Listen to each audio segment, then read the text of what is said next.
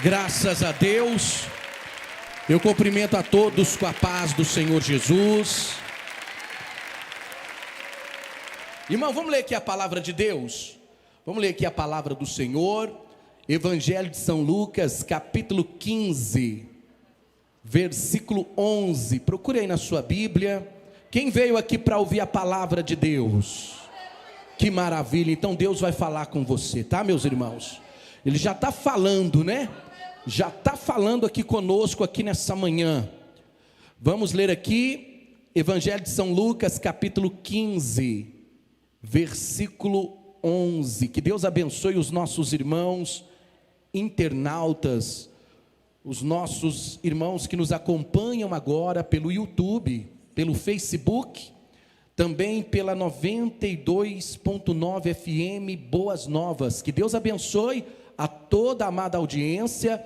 Esta é uma transmissão aqui da nossa sede estadual da Igreja Deus e Amor de Brasília, Distrito Federal. Nós estamos aqui ao vivo na grande campanha A Minha Família nos Planos de Deus. E nós vamos ler a Bíblia no Evangelho de São Lucas, do capítulo 15, do versículo 11. Irmãos, o texto é um pouco comprido, mas é necessário a leitura. Amém? Diz assim: continuou: certo homem tinha 2 filhos. O mais moço deles disse ao pai: Pai, dai-me parte dos bens que me cabe. E ele lhe repartiu os haveres. Passado não muitos dias, o filho mais moço, ajuntando tudo que era seu, partiu para uma terra distante e lá dissipou todos os seus bens, vivendo dissolutamente. Depois de ter consumido tudo, sobreveio àquele país uma grande fome, e ele começou a passar necessidade. Então ele foi e se agregou a um dos cidadãos daquela terra, e este o mandou para os seus campos a guardar porcos. E ali desejava ele fartar-se das alfarrobas que os porcos comiam, mas ninguém lhe dava nada. Então, caindo em si, disse: quantos trabalhadores de meu pai têm pão com fartura, e eu aqui morro de fome. Levantar-me-ei e irei ter com meu pai, e lhe direi: Pai, pequei contra o céu e diante de ti, já não sou digno de ser chamado teu filho. Trata-me como um dos teus trabalhadores. E levantando-se, foi para seu pai. Vinha ele ainda longe, quando seu pai o avistou, e compadecido dele, correndo, o abraçou e beijou. E o filho lhe disse: Pai, pequei contra o céu e diante de ti, já não sou digno de ser chamado teu filho. O pai, porém, disse aos seus servos: trazei depressa a melhor roupa, vestiu, ponde-lhe um anel no dedo e sandália nos pés. Trazei também e matai o novilho cevado, comamos e nos alegramos. Porque este meu filho estava morto e reviveu, estava perdido e foi achado. E começaram a alegrar-se. Ora, o filho mais velho estivera no campo, e quando voltava, ao aproximar da casa, ouviu músicas e danças. Chamou um dos criados e perguntou-lhe o que era aquilo. E ele informou: veio o teu irmão e teu pai mandou matar o novilho cevado, porque o recuperou com saúde. E ele se indignou e não queria entrar. Saindo, porém, o pai procurava conciliá-lo, mas ele respondeu ao seu pai: há tantos anos que te sirvo, sem jamais transgredir uma ordem tua, e nunca me deste um cabrito sequer para alegrar-me com os meus amigos. Vindo, porém, esse teu filho, que desperdiçou os teus bens com meretrizes, tu mandaste matar para ele o novilho cevado? Então lhe respondeu o pai: meu filho, tu sempre estás comigo, tudo que é meu é teu. Entretanto, era preciso que nós nos alegrássemos, nos regozijássemos, porque esse teu irmão Estava morto e reviveu, estava perdido e foi achado. Diga assim: meu Deus, pelo poder do Espírito Santo, fala comigo através da sua palavra. Podeis assentar, meus irmãos, e glorifique o nome do Senhor. Pode exaltar o nome de Jesus. E eu quero que você, meus irmãos, nesse momento que nós estamos aqui na presença de Deus, estamos agora, meus irmãos, já no mês de dezembro, o último mês desse ano, estamos às vésperas, já podemos dizer assim, de um novo ano, de um novo recomeço, em tudo. Se Deus assim permitir, nós vamos chegar ao próximo ano, 2024. E eu lendo aqui essa parábola, no meu devocional diário, eu encontrei aqui, meus irmãos, elementos muito importantes para a nossa vida. Porque é sempre como nós temos falado aqui, a Bíblia não é apenas um livro de histórias, não é apenas um livro de narrações, a Bíblia é a palavra de Deus. E como palavra de Deus, ela é viva, ela é eficaz, ela trabalha para aquilo a qual Deus a enviara. A palavra de Deus não é infértil, a palavra de Deus não é apenas palavras faladas indo para o ar. Essa palavra, ela tem poder de trazer à existência aquilo que ainda não existe. Esta palavra, ela tem poder de derrubar muralhas. Essa palavra, ela tem poder de criar pontes, de criar reconciliações, de trazer à vida aquilo que está morto. Essa palavra, ela tem poder sobre nós. E quando nós fazemos a nossa leitura diária, o nosso devocional, quando vamos às Escrituras, temos que ir à Escritura sabendo que ali, meus irmãos, são palavras inspiradas pelo Espírito Santo. O que é inspirado? É soprado, é algo que saiu da boca de Deus. E eu achei muito importante, quando a gente lê o Evangelho de Lucas, principalmente o capítulo 15, nós vemos aqui os fariseus, saduceus, grupo religioso, que era opositores do Senhor Jesus Cristo. Eles sempre estavam querendo trazer alguma contradição na pessoa de Jesus, com perguntas capciosas, para que Jesus pudesse entrar em contradição, e eles pudessem, meus irmãos, armar uma cilada destrutiva para o Senhor Jesus. Então Jesus fazia o quê? Ele falava em parábolas. Parábolas é uma comparação, uma linguagem simbólica, uma transposição para explicar algo espiritual. E quando nós lemos aqui o Evangelho de São Lucas, capítulo 15, nós encontramos aqui Jesus com publicanos e pecadores. E os fariseus dizendo a ele: você come e anda com publicanos e pecadores. Se tem uma coisa que Jesus gosta, se tem uma coisa que Jesus ama fazer, é ficar do lado de pecador.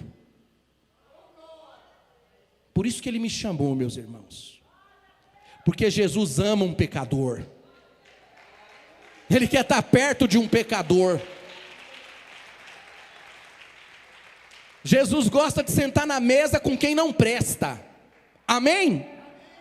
Jesus gosta de andar com aquelas pessoas marginalizadas pela sociedade, aonde a sociedade olha e quer distância. É ali que Jesus quer ficar. E isso, meus irmãos, trazia a ira dos fariseus, porque eles queriam distância. E Jesus, pelo contrário, não, ele comia, ele sentava na mesa, ele participava, ele ouvia, ele abraçava. E quando nós lemos aqui, ele conta 3 parábolas. Ele conta a parábola da ovelha perdida, do pastor que deixa as 99 e vai em busca de uma.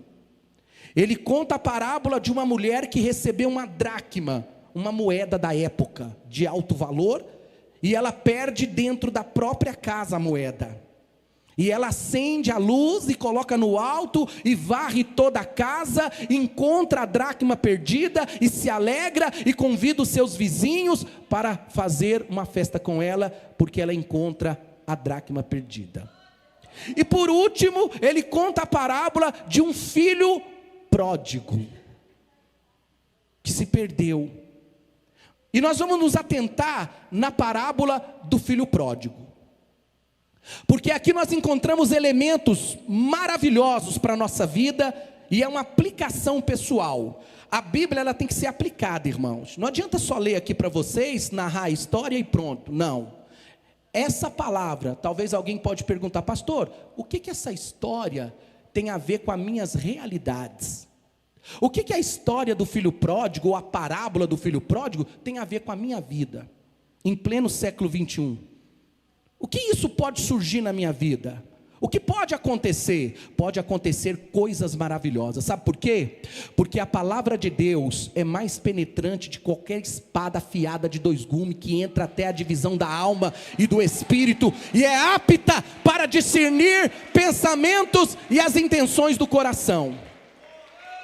Porque todas as coisas estão visíveis e patentes aos olhos daquele a quem nós havemos de tratar. Por isso que é necessário nós ouvirmos esta palavra. Nós vemos aqui que o filho mais novo cansou de viver sobre a tutela do pai, na fazenda. Pai, quero meus direitos, quero a minha herança. O pai deu os seus haveres. E passou um tempo, ele arrumou tudo que ele tinha, ajuntou todos os seus haveres e foi embora. Foi para uma terra distante, um país distante. E chegando ali naquele país com muito dinheiro, ele começou a gastar o dinheiro. Ele começou, meus irmãos, a esbanjar. A palavra pródigo significa esbanjador. Alguém aqui conhece alguém esbanjador? Tem algumas pessoas aqui. Então ele começa a esbanjar, começa a gastar o dinheiro. E quando você tem dinheiro, você tem amigos, você tem relacionamentos, você é uma pessoa bem querida, porque você pode oferecer alguma coisa. E ele começa a torrar o dinheiro, começa a gastar, mulheres, amigos, festas, orgias, bebidas. Tudo parecia, né, meus irmãos, um sonho colorido. Mas de repente, o dinheiro acaba. Diga comigo, o dinheiro acaba. Isso é uma coisa que a gente tem que saber, tá? Riquezas, elas acabam. Dinheiro acaba. E o dinheiro dele acabou. Acabou o dinheiro, acabou os amigos. Acabou o dinheiro, acabou as mulheres, as amigas, as pessoas que tiravam proveito dele, as pessoas que só queriam estar com ele porque ele poderia oferecer alguma coisa.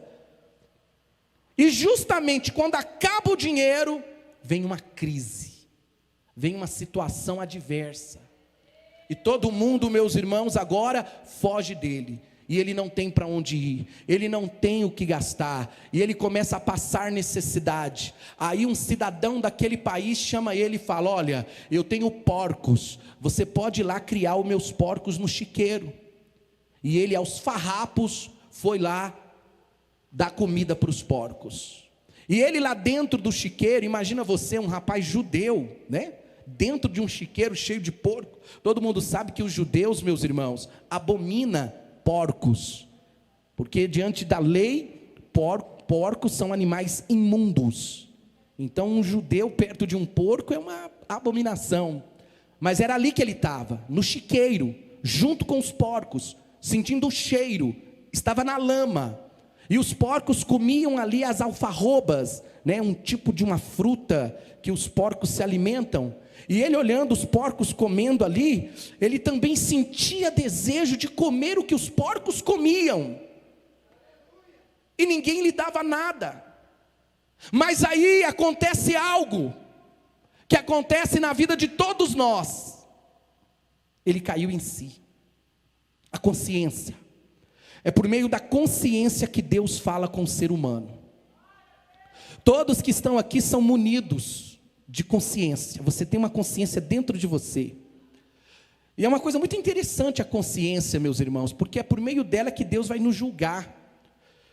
Por mais que ainda não existisse a palavra de Deus, a palavra escrita, né? Se ainda não houvesse a Bíblia Sagrada, e se Deus pudesse julgar povos, civilizações, nações, etnias, tribos indígenas, que nunca teve contato com a civilização, talvez nunca passaram ali, meus irmãos, por um estudo do cristianismo, não conhecessem a palavra, como que Deus julgará um índio nativo?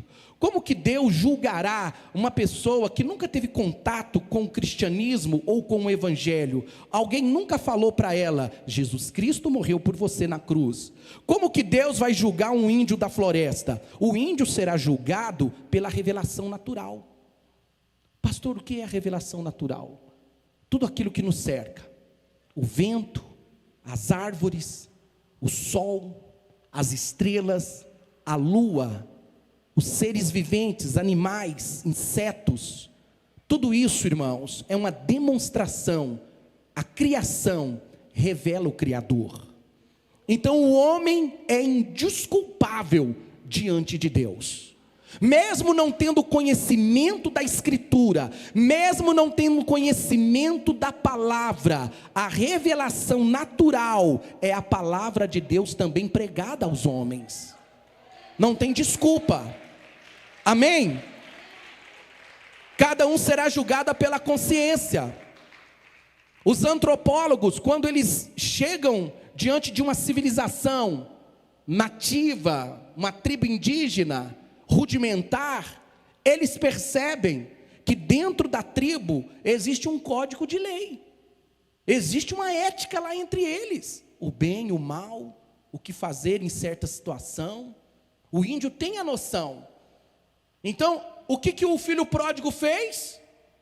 Consciência. Caiu em si e pensou: os trabalhadores de meu pai têm abundância de comida. O mais simples trabalhador na fazenda do meu pai está comendo melhor do que eu. E eu estou aqui dentro desse chiqueiro. Pequei contra o céu. Pequei contra meu pai. Não sou digno de ser chamado seu filho. Levantar-me-ei e irei ter com meu pai. Nós podemos cometer erros na vida, irmãos, porque somos propensos a isso. Somos propensos a errar, a falhar. Mas eu quero dizer aqui nessa manhã, através da palavra de Deus, nunca é tarde para você recomeçar a sua vida. Nunca é tarde para você levantar a sua cabeça e começar a fazer o que é certo, a fazer o que é correto, a fazer o que Deus se agrada, a agir de uma forma que traga a atenção de Deus para a sua vida. Ainda que você tenha cometido erros na sua vida, falhas, ainda que você tenha sido uma pessoa precipitada, ainda que você é uma pessoa que tem prevaricado, você sabe que tem que fazer, você sabe que o certo a fazer, mas você não faz. Ainda é tempo de você levantar a sua cabeça e colocar a sua vida diante de Deus, fazer o que é certo, fazer o que Deus se agrada. Aleluia. Nós não podemos desperdiçar as oportunidades que Deus nos dá. Aquele rapaz, naquele momento, ele viu o erro, ele enxergou a falha. Deus espera de nós, a proposta de Deus, irmãos, é que nós reconhecemos a nós mesmos. Jesus Cristo, Ele disse na sua palavra: você quer ser meu discípulo? Negue-se a si mesmo, tome a sua cruz, venha. Porque aquele que amar a própria vida, perdê-la-á. Mas aquele que perder a sua vida por amor de mim e do Evangelho, esse a encontrará. O filho pródigo, ele não gostou do conforto da casa do pai. Ele insultou seu pai em pedir a herança antes de seu pai morrer. Mas o seu pai, meus irmãos, deu para ele. E as consequências veio.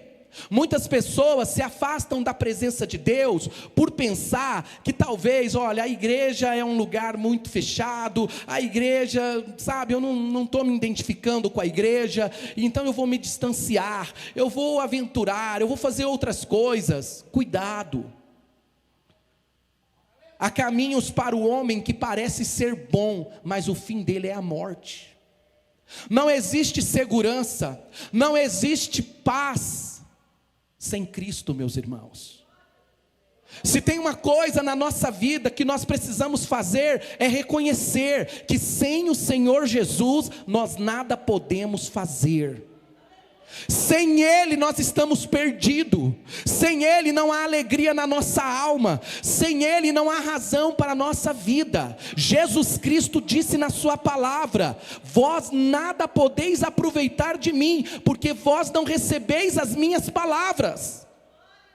Há muitas pessoas sofrendo, há muitas pessoas, meus irmãos, vivendo uma vida mesquinha, uma vida, meus irmãos, sem nenhuma alegria, sem nenhuma felicidade. Quando eu digo felicidade, eu estou dizendo, meus irmãos, não é em bens materiais, não é aquilo que é apalpável, aquilo que é visível, porque Jesus, Ele prometeu uma paz para nós. Ele disse: a minha paz vos dou, eu não a vos dou como o mundo dá. Permanecei em mim e a vossa alegria será completa, assim como eu e o meu Pai somos um, você e eu seremos um. Aleluia. Sabe o que é isso? É Jesus preenchendo o seu ser, é Jesus preenchendo o seu interior, é o Espírito de Deus tomando posse da sua vida. Por mais que a sua vida seja dura, por mais que a vida tenha sido cruel com você, é possível, no meio de tanto problema, no meio de tantas decepções, você ainda sentir a paz de Deus, a paz do Espírito Santo. A paz completa. O filho pródigo representa eu e você, representa nós. Deus também é pródigo, sabia disso? Ele esbanja amor, Ele esbanja misericórdia. Se tem uma pessoa que te dá uma segunda chance, é Deus. Deus, meus irmãos, também tem um amor pródigo por nós. E Ele demonstrou isso no Evangelho de São João, capítulo 3, versículo 16, quando está escrito: Deus amou a humanidade de tal maneira que deu seu unigênito Filho, para todo aquele que nele crê não pereça, mas tenha vida eterna. Vida eterna. Jesus, no Evangelho de São João, do capítulo 10, verso 10, ele disse: o ladrão veio para matar, roubar e destruir, eu vim para dar vida, e vida com abundância. É isso que Ele oferece. O amor de Deus também é pródigo, o amor de Deus esbanja, meus irmãos.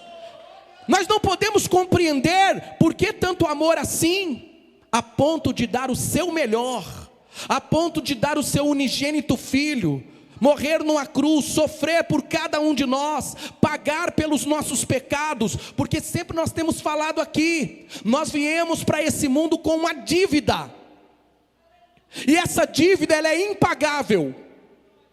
Essa dívida não pode ser paga com dinheiro, não pode ser paga com ouro e nem com prata. A dívida do pecado que os nossos pais lá no paraíso cometeram e trouxe sobre a humanidade o caos, a maldição. No livro de aos Romanos, o apóstolo Paulo descreve muito claro isso: todos pecaram e destituídos foram da glória de Deus, não há um justo sequer, todos estão em igualdade diante de Deus. E qual é essa igualdade, pastor? Perdidos, perdidos. Mas Cristo na cruz, Ele rasgou a cédula de inimizade entre nós e Deus, Ele fez a reconciliação. Jesus, meus irmãos, trouxe uma nova oportunidade, um novo recomeço para nós. Quando Jesus naquela cruz, ele olha para o céu e tudo se cumpre, todas as escrituras, todas as profecias, tudo aquilo que era revelado acerca do Messias, cumpre no Senhor Jesus Cristo. Os escritores, os historiadores afirmam que Jesus disse 7 frases lá na cruz, e a última frase foi essa: Pai, em tua mão entrego o meu espírito, tudo está consumado. Aleluia! Eu pago a dívida, eu pago a dívida da humanidade, eu derramo meu sangue pelos pecadores. A palavra de Deus nos ensina, meus irmãos, que naquele momento o sol escureceu, houve um terremoto. O centurião olhou para a cruz e disse: verdadeiramente este homem é o Filho de Deus. O templo dos judeus, o véu do templo, o véu da separação, o véu da inimizade, estava ali, e de repente ele se rasga do alto a baixo, sozinho, sem intermédio de mãos humanas. Ele parte no meio, ele abre. O que quer dizer isso? A separação caiu por terra, não existe mais inimizade entre a humanidade com Deus, porque Cristo reconcilia agora todos aqueles que creem em Cristo, todos aqueles agora que creem no Senhor Jesus, faz parte da família de Deus. Jesus nos inseriu agora nessa nova aliança, nesse novo pacto, nos redimindo de todo o pecado. De todo o pecado. Não há mais pecado para todos aqueles que crêem em Jesus Cristo. Seu pecado foi lançado no mar do esquecimento. Seu pecado não existe na memória de Deus, não está lá mais, sumiu, porque agora o sangue de Cristo fez esse trabalho, arrependimento. Veja que o filho pródigo, ele conhece a sua miséria. Irmão, só pode haver salvação, só pode haver arrependimento quando você perceber que você é um pecador. Quando você perceber que realmente você precisa de Deus, quando você perceber que realmente você é uma pessoa que está sempre errando, e você entende que de você mesmo você não pode chegar até Deus, não há condição. Jesus Cristo é a ponte, Jesus Cristo é o mediador. E se você distanciar de Deus, por achar que você pode conseguir com seus esforços próprios, com seus recursos próprios, a felicidade e a paz, o filho pródigo também tentou, mas os seus recursos acabaram, foram embora, e quando foi tudo embora, acabou a prosperidade, acabou a riqueza, ele estava aos trapos e farrapos. Ele sentiu o desejo de comer a comida dos porcos. Ele estava no chiqueiro. O chiqueiro representa o mundo, a imundícia, a lama, o pecado. O pecado, meus irmãos, não é uma fragilidade humana. O pecado é maligno. Ele destrói a sua vida. Ele traz consequências terríveis sobre você. E mais ainda, ele faz a inimizade entre você e Deus.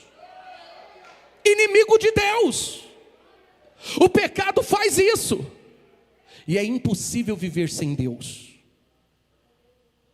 Não há como viver nesse mundo sem a presença de Deus.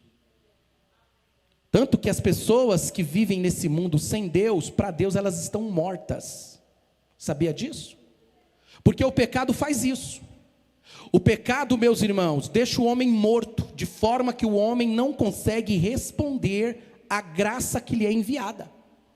O homem não tem condições de ir a Deus sozinho, não tem. Em toda a Bíblia Sagrada, quando a gente faz a leitura, nós vemos Deus indo ao encontro aos pecadores.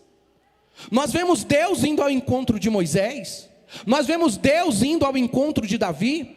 Aqui no Novo Testamento nós vemos Jesus indo de encontro aos discípulos. A todo momento é Deus vindo ao nosso encontro.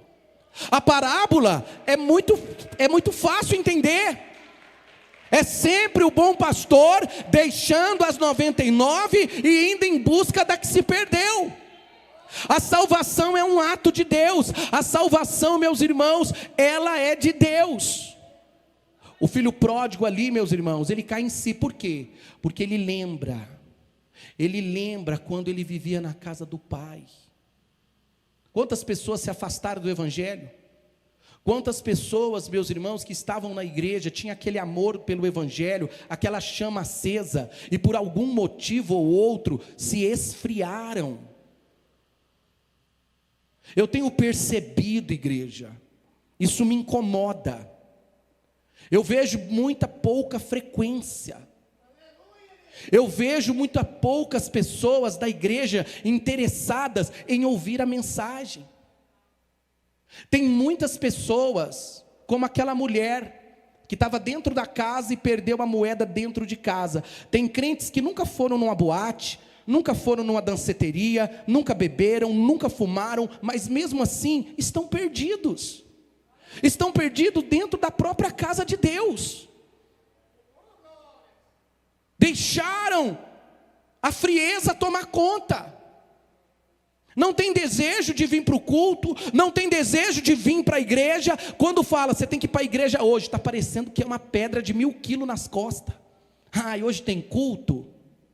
Se dá um relâmpago no céu, não vamos não, que vai chover e não vai parar mais. Irmãos, o que está acontecendo? Você não está sentindo saudade da presença de Deus na sua vida?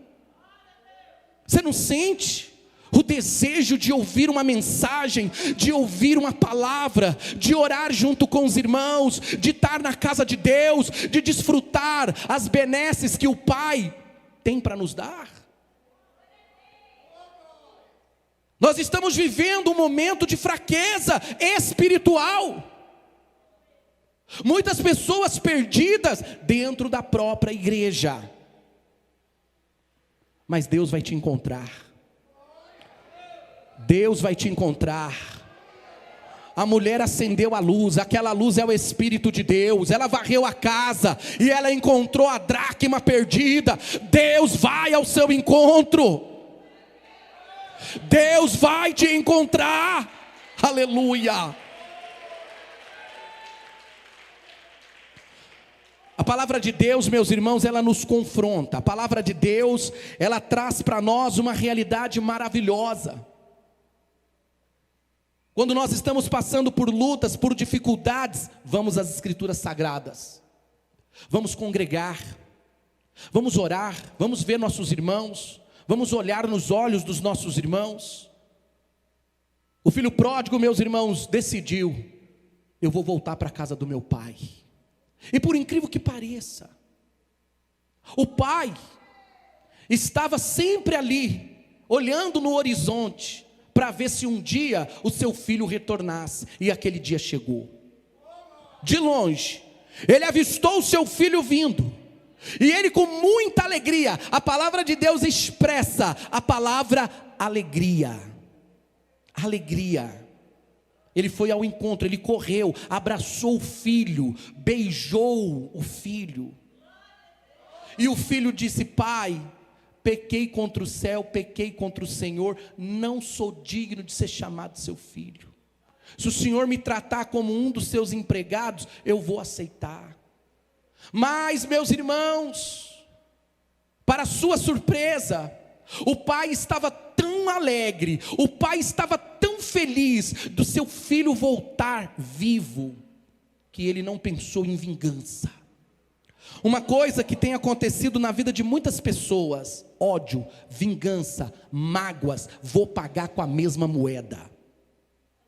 Veja o amor desse pai, meus irmãos. Será que nós temos experimentado, será que realmente nós temos vivido isso no Evangelho, igreja? De perdoar as pessoas a ponto de pessoas que nos prejudicou, pessoas, meus irmãos, que falaram mal de nós, pessoas que nos caluniaram. Nós temos esse coração de olhar para o olho dela e esquecer tudo e abraçar e não lembrar do que aconteceu? Será que nós vivemos esse evangelho, igreja? Será que nós vivemos esse cristianismo hoje, meus irmãos? Meu Deus, nós temos que ver isso. Nós temos que realmente examinar isso. Sabe o que o pai fez? O pai disse: traga roupas novas. Traga um anel e coloca no dedo dele. Tire esse esfarrapo, tire esse estrapo, coloca uma sandália nova nos pés dele. E mais, vamos fazer uma festa, porque o meu filho estava morto e reviveu. Ele estava perdido e foi achado. Alegria, a graça. Veja o amor pródigo do pai. Veja o amor esbanjador do pai. O pai, meus irmãos, não vai castigá-lo. Meu filho, eu vou te castigar. Você pegou a herança, desperdiçou com meretrizes. Você agora volta com a miséria. Volta para onde você veio. Quantos lares, quantas famílias. Um dia desse eu estava conversando com um rapaz e ele me disse que tem 5 anos que ele não conversa com o pai dele. Mora dentro da própria casa. E eu falei: mas como? Vocês não se encontram ali nos corredores da casa, mas um não olha para a cara do outro. Irmãos, isso não pode acontecer. A vida é muito curta. Como que você vai guardar mágoa no teu coração? Como que você vai guardar rancor no teu coração? Daqui a pouco você morre, daqui a pouco aquela outra pessoa morre, e você vai viver com isso até quando? A Bíblia diz no livro de Provérbios que a mágoa se abriga no coração dos tolos. Mas não podemos de forma alguma abrigar em nossos corações mágoas, ressentimentos. Sabe qual é uma das minhas maiores tristezas que eu levo para a minha vida? Foi não ter visto o meu pai quando ele estava vivo. E eu vou ter que carregar isso agora para o resto da minha vida. Porque eu nunca tive tempo de ir vê-lo. E no dia dos pais, no dia que comemorava o dia dos pais, eu recebo a notícia pela manhã, minha esposa me acorda e diz: Zé Nilton, seu pai morreu. Eu falei: eu estou tendo um pesadelo. Voltei a dormir de novo, sério. Eu quero acordar desse pesadelo.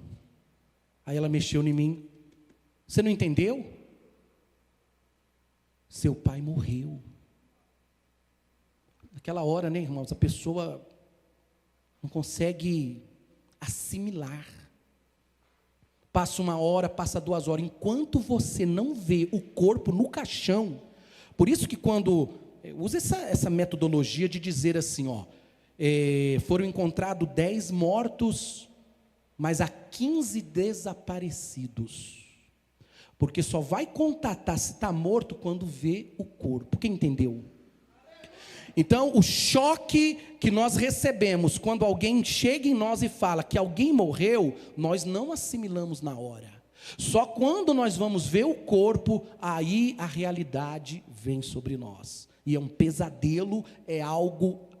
Eu creio que é uma das piores experiências humanas, é perder alguém. Isso é terrível, irmãos. E o meu pai morreu. Não vi ele em vida. Não vi. Vi ele dentro de um caixão. Poderia ter ido? Poderia ter largado tudo que eu estava fazendo para ver meu pai, para ver? Poderia.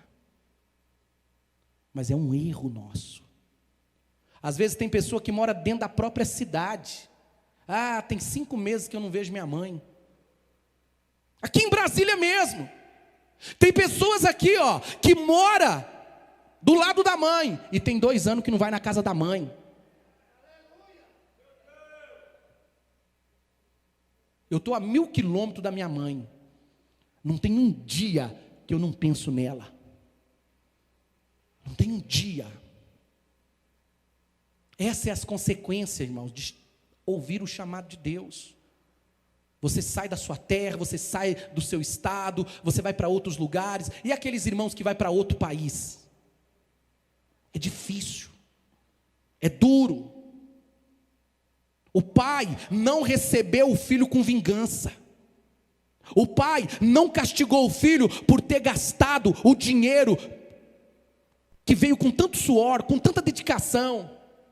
O amor, a graça foi tão grande, irmãos, que ele não pensou no dinheiro, ele não pensou no desperdício, ele apenas se alegrou, porque ele viu seu filho com saúde, e ele beijou, abraçou, trocou a roupa dele, colocou um anel no dedo dele. Sabe o que isso significa? A graça abundante de Deus, o amor imerecido. Aquele filho não merecia esse tratamento, mas recebeu um tratamento de um príncipe.